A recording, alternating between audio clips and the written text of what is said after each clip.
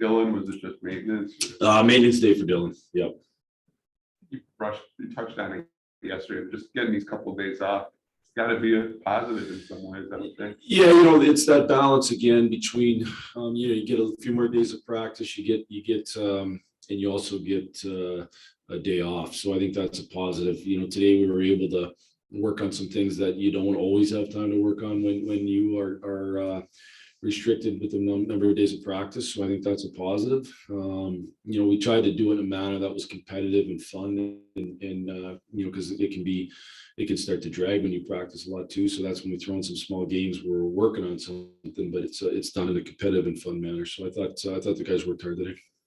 Just let the league kind of announce today they're going to reduce the testing for the asymptomatic. Are you all for it? Yeah, I am personally. It probably.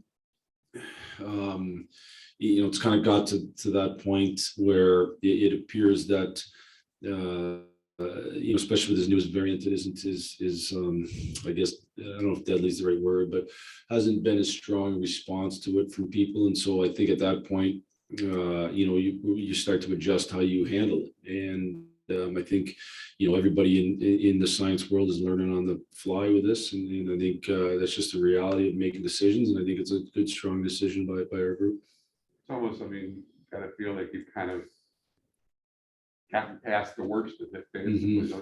That's got to be good feeling out, obviously. Yeah, I think you hope the disruption is less and less as the year goes along, both from a team aspect, a league aspect, and in individual players. We still have a number of individual players who haven't yet tested positive, and so you're worried, about them. But a number of us have, and it kind of leaves in a spot where there should be less disruption.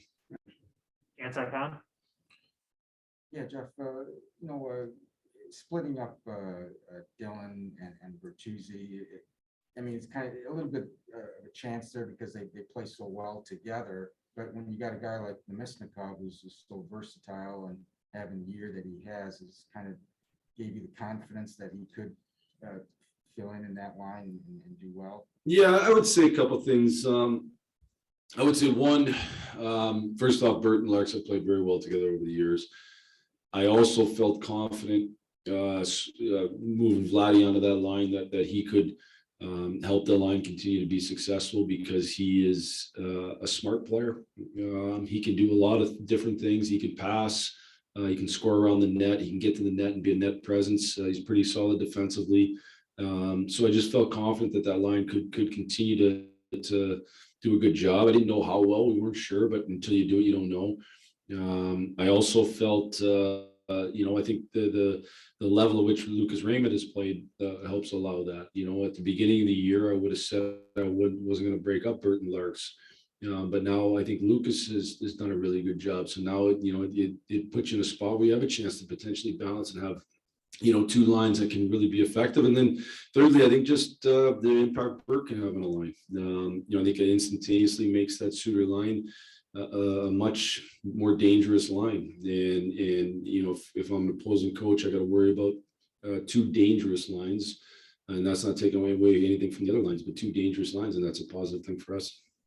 And with Bryce, do you know, is he out for 10 days or is that still to be determined how long he's going to be out? No, it's they've changed a little bit the protocols with that. So you can potentially come back after 5 days with a test in a certain range. So it just depends on, when the CDC changed their guidelines, we changed ours a little bit. So you can get out a little bit quicker depending on how you test. Thanks, Bowman. I think when Namestnikov signed, you talked about how he kind of evolved his game and I guess his mindset over the year. Like, has that lived up to what you expected when he came? When I talked to Vladdy when he first got here, one of the things he says he's learned, over the different stops he's had to be a better defensive player, to be more conscious of it, I guess, and he understands how that gets you ice time and how that gains you trust, and he certainly has done that here. That's part of the reason that I think you feel confident moving him into a line that's going to see lots of minutes. And I think the other part of it is that he's a smart offensive player. The puck doesn't die in his stick. He knows how to make a play. And I think he's done a really good job. What happens at times when guys move up lines is all of a sudden they try to get, for lack of a better word, too cute. and they try to force too many plays. And I told Vladdy, the last thing we need is guys forcing things and trying to turn pucks. So we got enough of issues with that as it is. And so just, make a play when it plays there. If you gotta live another day, live another day. And I think he's done an excellent job of that. What's something that some of your young guys who are making their way and have been skill guys on their way up can, I guess, learn from him and the way he plays?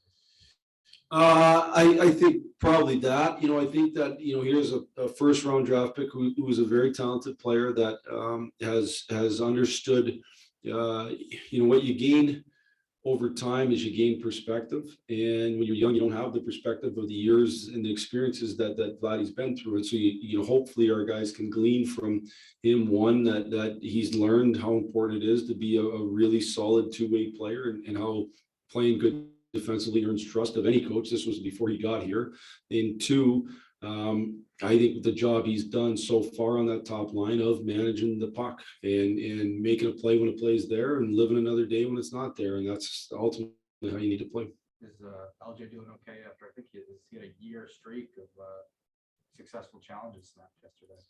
Oh, did he really? I think it was close. I think it was January 19th, 21. Wow. Well, that gives me good ammo. Those calls, I will just call, like, those calls are difficult calls. And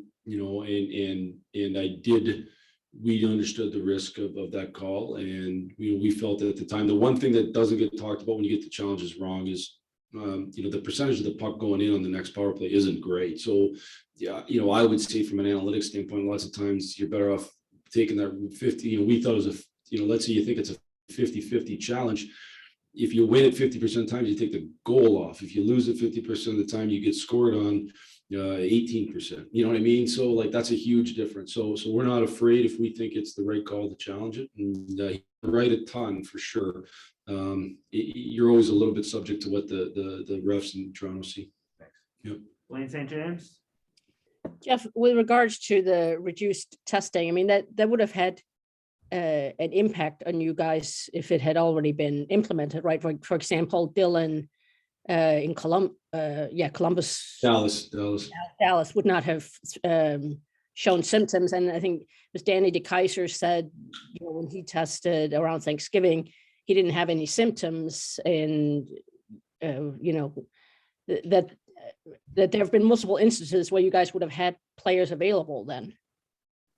Yeah, for sure. It's it would have been, certainly it would have affected a lot of teams different, and again, when people are in the, as people are in these decision-making positions and you're learning more and more about the different variants, and it's difficult. And, I talked to some people who were at the tail end of the Delta variant that got it this year, that they said they were out and it hurt them. It was hard, so listen, people have had to make decisions based on the information coming in, and we're just, I think as a league, I think we're making a solid decision here that not to test asymptomatic people, and it would have affected going back, but we can't go back, and it would have affected every team a little different.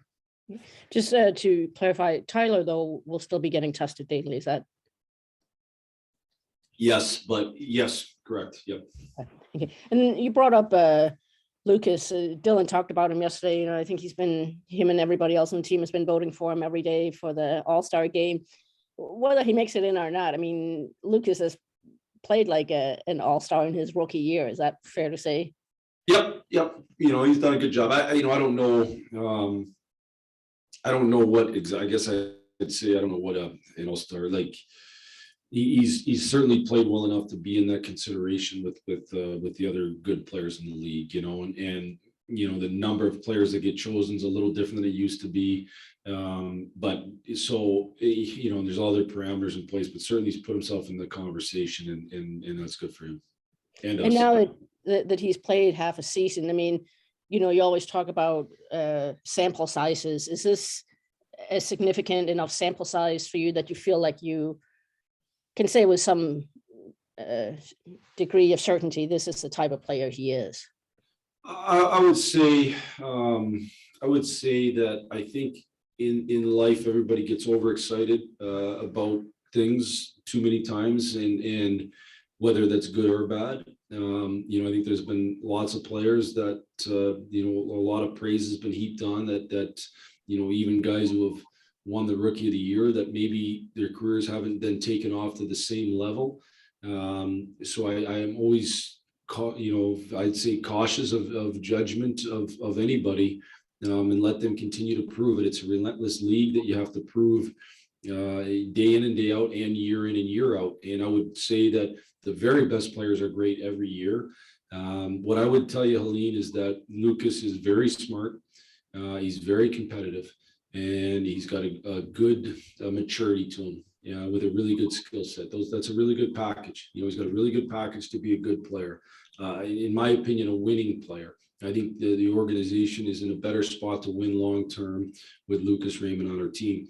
But I also just would say, I think it's really important to kind of be patient and see what exactly that means and where exactly he fits in the landscape of the NHL.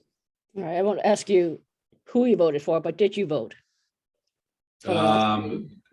I never discuss any voting that I do personally, especially on the media. Thank you. Thank you. Last question, Bob Duff. And Jeff, you guys were really struggling to get something going yesterday, and then you get that shorthanded goal, and it seemed like the whole game just turned then. Is there anything in the game that can swing momentum and emotion more than a shorthanded goal? Not much. It is a big factor. I've got a friend of mine who will remain nameless that has been pounding the importance of the shorthanded goals for a long time, dating back probably even before I coached here. Just the impact in the league. Shorthanded goals matter. They do swing momentums of games, especially games like that. Like it's 2-0. And they have a chance to go 3-0. Instead, it goes 2-1. All of a sudden, we're right back in it. It just gives us tons of energy and probably put them on their heels a little bit. So, you saw the San Jose game. We scored the 2 shorties. It was the total difference in the game. They went from having a 5-minute major power play to us scoring twice. Like they could have scored 3 times. That's just the reality of it. So, certainly, I've always felt like percentages of power plays and penalty kills should be added or subtracted to include shorthanded goals for and against. That because to me, you can have a great power play, but if you give up shorties all the time, it's not a great power play anymore. It becomes a good power play. And so it's a huge factor in the game when they happen.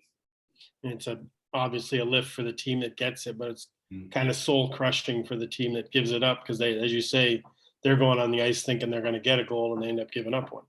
Yeah, it's happened to us recently on the other side, and we've had moments in games that were big games that we felt like we, you score it changes it, and if you give a shorty up, it can be really, really, it really can crush your momentum.